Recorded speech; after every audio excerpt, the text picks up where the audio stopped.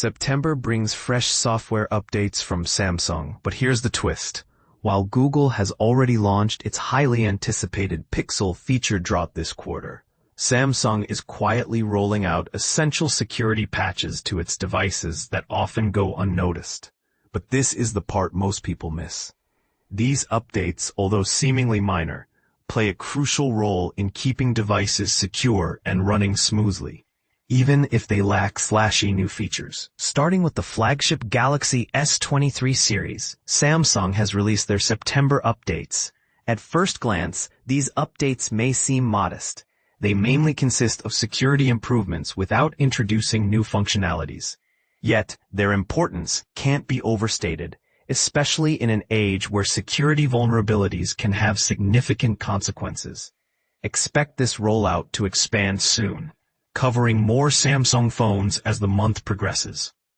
Here are the specific build numbers for the Galaxy S23 line. Galaxy S23, S911 USQS6 DYI3.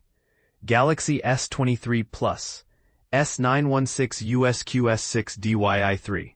Galaxy S23 Ultra, S918 USQS6 DYI3.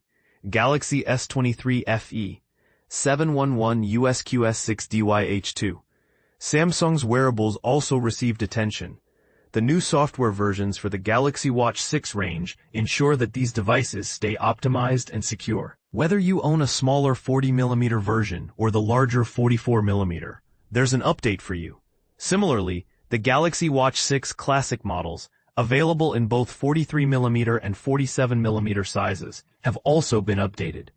Here are the update versions for the Galaxy Watch 6 series. Galaxy Watch 6 40mm, R935 USQS1BIH1.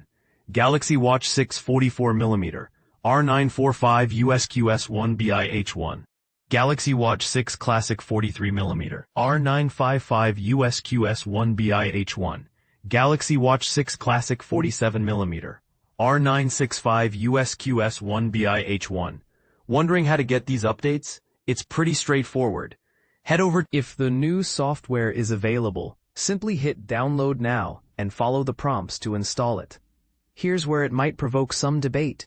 Many users often overlook incremental security patches, focusing only on big feature updates. But could this attitude put devices at risk? Are we valuing shiny new gadgets over fundamental safety?